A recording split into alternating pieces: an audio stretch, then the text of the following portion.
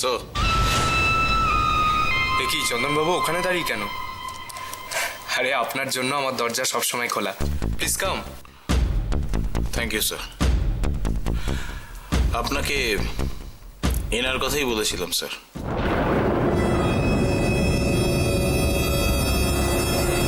আসুন, বসুন। আসুন।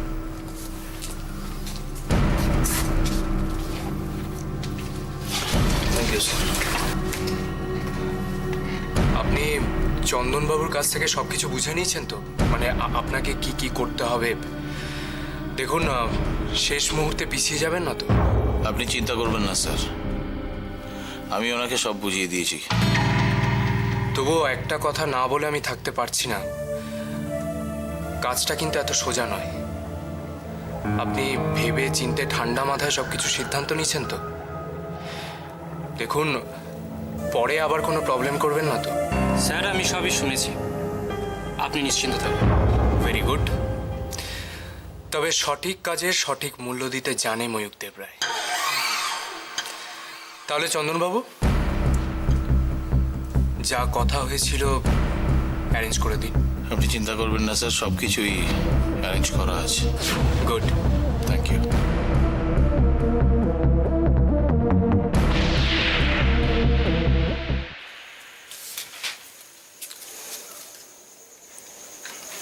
কিরে, ব্যস্ত?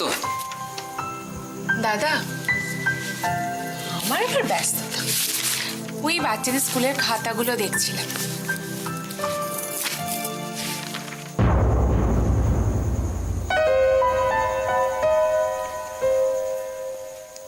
কিছু বলবি?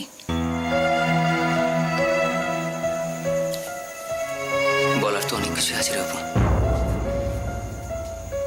বলা যে হয়ে ওঠে না। কি হয়েছে দাদা? কিচ্ছু হয়নি না রে, কিচ্ছু হয়নি। ভালো করে ভেবে বলতো, আমার এই বোনটাকে আমি চিনতে পারি না রে অপু। তুই পারিস? আমার দিকে তাকা। আমার জীবনে কি কম কষ্ট? কিন্তু আমি তোর মতন হাসতে ভুলে যাইনি অপু।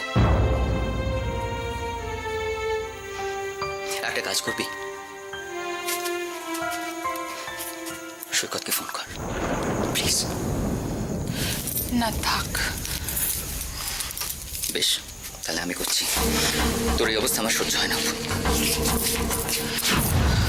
কেন দাদা? কিসের জন্য বারবার ওদের কাছে ছোট হতে যাবো আমরা? কারণ তোর শান্তি, তোর সুখ সব সৈকতের কাছে পড়ে আছে অপু, তাই জন্য। দাদা, তোর শরীরটাই শুধু এখানে অপু, আমি জানি। তোর মন ওখানে পড়ে আছে। প্লিজ অপু, আমার বোনটাকে ফিরিয়ে দে প্লিজ। তুই কেন এসব উল্টোপাল্টা ভাবছিস বলতো? আমি একদম ভালো আছি, একদম ঠিক আছি। কাকে ফাঁকি দিবি রে? আমি যে তোর থেকে তোকে অনেক বেশি ভালো করে চিনি। দেখ অপু, তোর বিয়ের তারিখটা আমার মনে আছে। প্লিজ, পরশুদিন তুই আর আমি সৈকতের কাছে যাই, চল সামনাসামনি কথা বলি। যাবি? কি করবি? কি বলবি গিয়ে? যে আমার এই বোনটাকে তোমাদের প্রাসাদে ঠাঁই দাও? কেন দাদা? আর কত অপমান সহ্য করব? অনেক তো সহ্য করেছি, কি পেয়েছি বল? আরো অসম্মান সহ্য করব? যে যাই বলুক, আমি তোকে বলছি দাদা, আমি সত্যি সত্যি খুব ভালো আছি। আর আমি বিশ্বাস করি এই পৃথিবীতে কেউ আমায় না বুঝুক। তুই নিশ্চয়ই আমায় বুঝবি বল?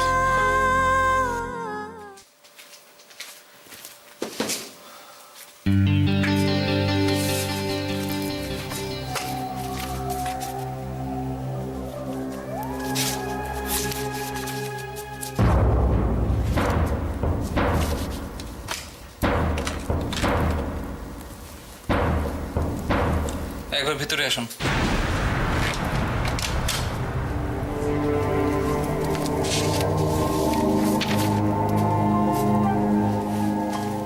স্যার, চন্দনবাবুকে পাঠিয়ে দিন তো। কি হলো, কিছু বলবেন? হ্যাঁ স্যার। কি?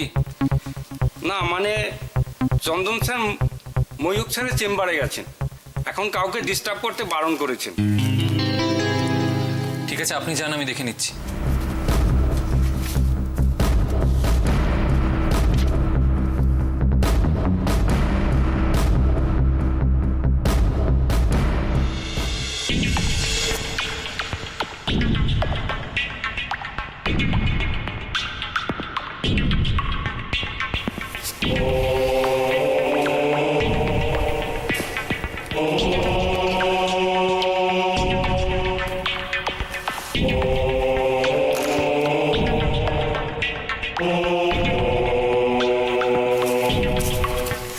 কাজটা হবে তো?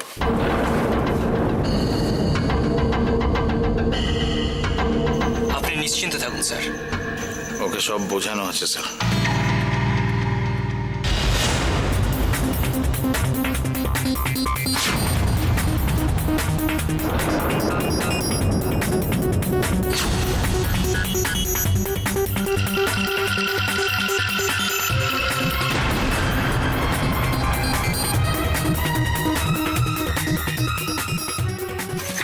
এ কি দাদা, ওখানে দাঁড়িয়ে কেন? ভেতরে আয়। দেখ না, ডক্টর পালের বাড়িতে খুব ক্রাইসিস। আমাদের নার্সিংহোমে জুনিয়র ডক্টর আমরা না দেখলে কে দেখবে বল? তাই কিছু লোন দিতে হলো। আমি অবশ্য জানি তুই এতে খুব খুশি হবি। হ্যাঁ মানে এই সমস্ত ব্যাপারে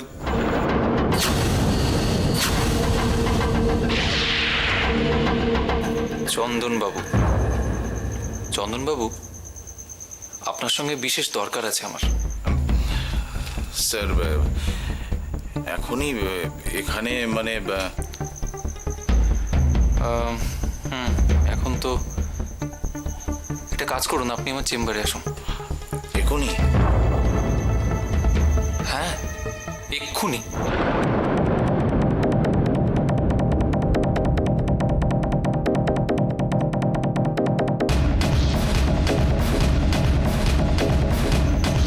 তবে কি সব ভিজতে যাবে? ডোন্ট ওয়ারি স্যার, আইল ম্যানেজ ইট।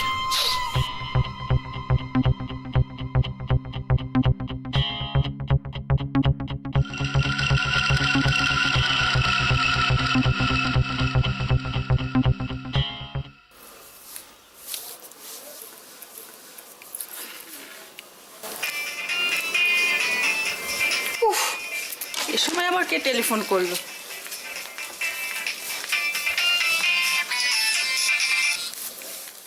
হ্যালো, ও তুই বল। হ্যাঁ আমি। কত দূর এগোলে? আজ তো ওদের দুজনকে এখানে এনেছিলাম। কি দুজনেই ওখানে গিয়েছিল?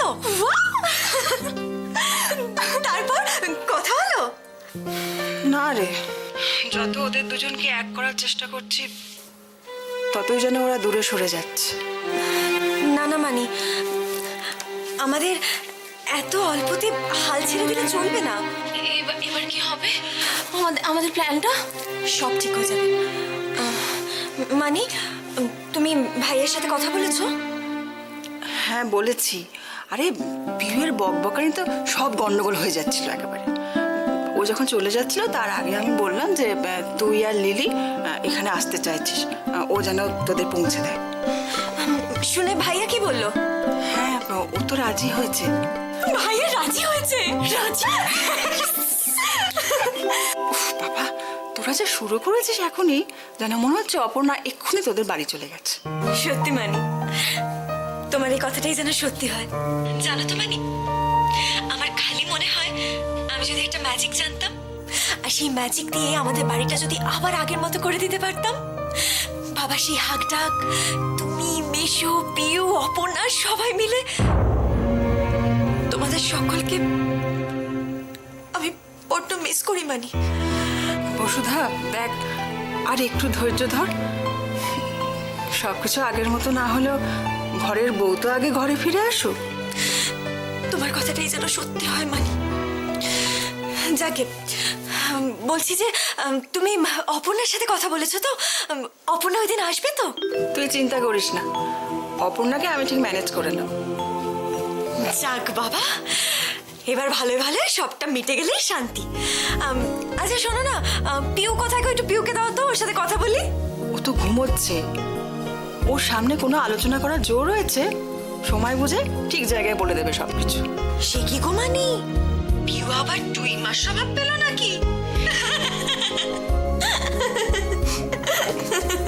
আচ্ছা রাখছি রে, হ্যাঁ?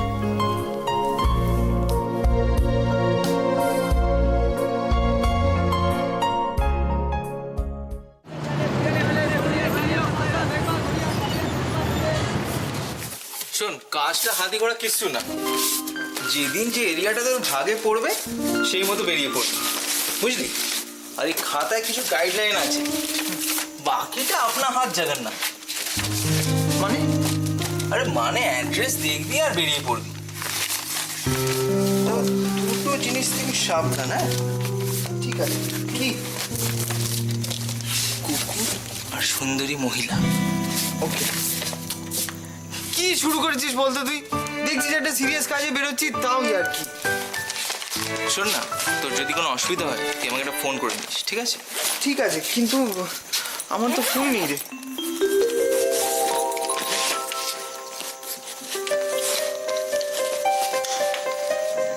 এই ফোনটা তুই রাখ, ঠিক আছে?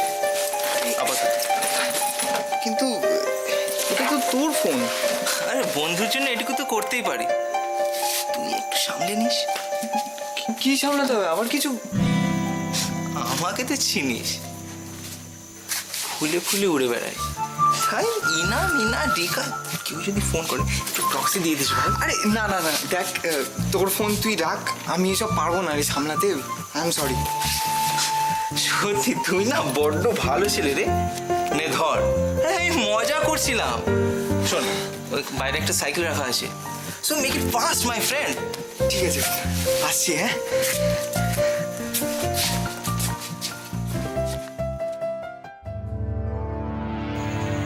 এসব কি হচ্ছে? কি চায় ওরা?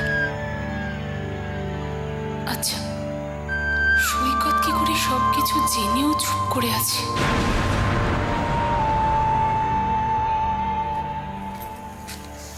অপর্ণা দি, হ্যাঁ জুই বলো। আসলে তোমাকে খুব মিস করছি। অনেকদিন পরে এনজিওতে যাচ্ছি তো। আগে তো সব কিছু তোমার সাথে শেয়ার করতাম, এখন কাকে বলবো? আচ্ছা, এতে তো ভাববার কি আছে? আগে যা বলার এনজিওতে বসে বলতে, এখন তো ভালোই হয়েছে, বাড়িতে এসে বলি। তুমি বিরক্ত হবে না তো? আচ্ছা, বিরক্ত হওয়ার কি আছে? জানো তো, এত প্রজেক্ট মিসেস পাকরাশি আমাকে ধরিয়ে দিয়েছে। কেমন যেন নার্ভাস লাগছে, জানো? কি করে যে করবো ঠিক বুঝে উঠতে পারছি না। এক কাজ করো, প্রথমে একটা ওয়ার্ক লিস্ট বানিয়ে নাও, তারপর সবাইকে কাজের দায়িত্ব ভাগ করে দাও। তবে হ্যাঁ, প্রত্যেক দিন সেই কাজের রিপোর্ট নিতে ভুলবে না কিন্তু। অপর্ণা দি, আমি পারবো তো? খুব পারবে, আমি জানি জুই। তুমি এই সিদ্ধান্তটা নিয়েছো শুধুমাত্র আমার দাদার কথা ভেবে, আর কেউ না বুঝুক। আমি তোমাকে বুঝি। এতদিনে নিজেকে একটু হালকা মনে হচ্ছে। যাক, কেউ তো আমাকে বোঝে।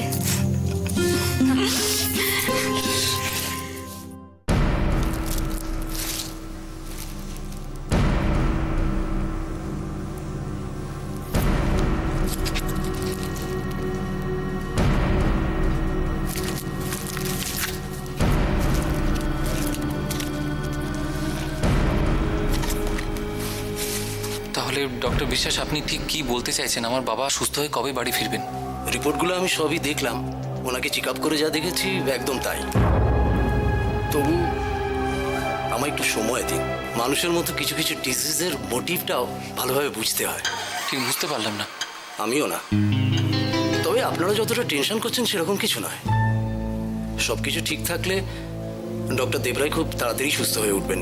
ও, থ্যাংক ইউ সো মাচ।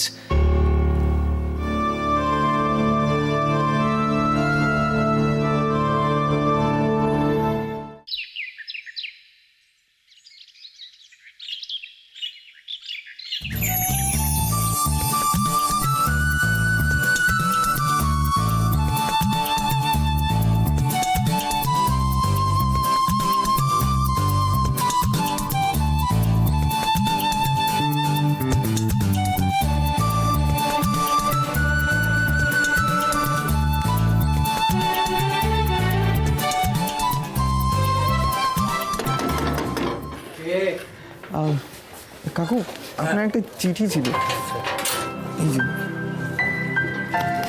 আপনি এইখানটা একটু সই করতে হবে আপনাকে, এই যে এখানে।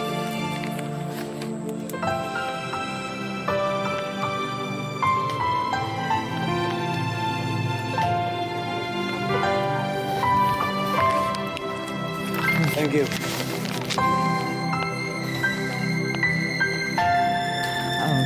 দাদা এই 15D বালিগঞ্জ প্লেসটা কোন দিকে? সোজা গিয়ে ডান দিকে দুটো বাড়ির পর। আচ্ছা।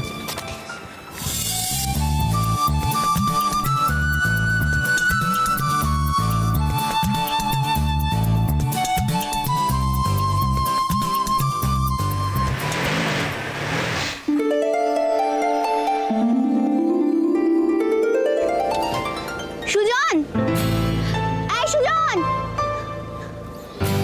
কাকু একটু দাঁড়াও না গো।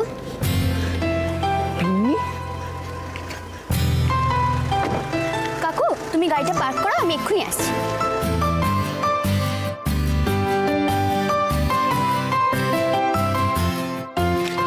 তুমি এখানে কি করছো? সামনেই আমার বাড়ি, চলো না। মা বাবা তোমাকে দেখলে ভীষণ খুশি হবে, চলো। না আজ থাক, আমি বরং অন্য কোনো দিন যাবো। তুমি আমাকে সবসময় অ্যাভয়েড করে যাও কেন বলো তো? না না, অ্যাভয়েড করবো কেন? আসলে আমার আজকে একটু কাজ ছিল, তাই। তার জন্য ফোনটাও করা যায় না, তাই তো? সত্যি কথা বলতে কি, আমার নিজের তো কোনো ফোন নেই। বাড়ির ল্যান্ডলাইন থেকে আর কত লুকিয়ে লুকিয়ে ফোন করা যায় না।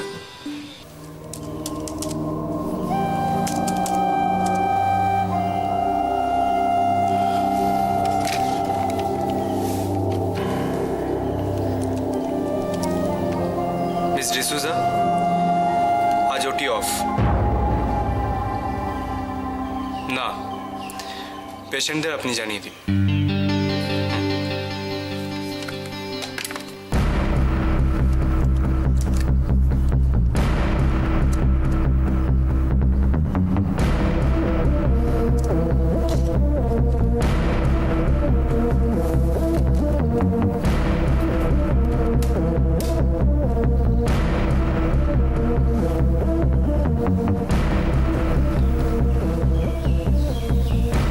ময়ূক দেবরায় বলছি। আপনার প্ল্যান মতো সমস্ত কিছু কমপ্লিট মিস্টার মুখার্জি।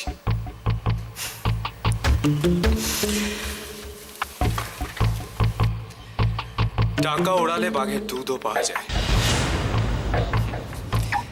হ্যাঁ, আমাদের নার্সিংহোমের একজন জুনিয়র ডাক্তার রাজি হয়েছে। শুনলাম ওর বাবা নাকি খুব অসুস্থ, তাই ছেলেকে ডাক্তার বানাতে ওর বাবা নাকি সবকিছু বেঁচে দিয়েছে। তাই ছেলেও বাবাকে বাঁচাতে এখন থোপটা না গিলে পারেনি। হ্যাঁ হ্যাঁ, আমি সব জানিয়ে দিয়েছি। বাবার চিকিৎসার জন্য সে কিনা হাসি মুখে জেলেও কাটাতে রাজি আছে।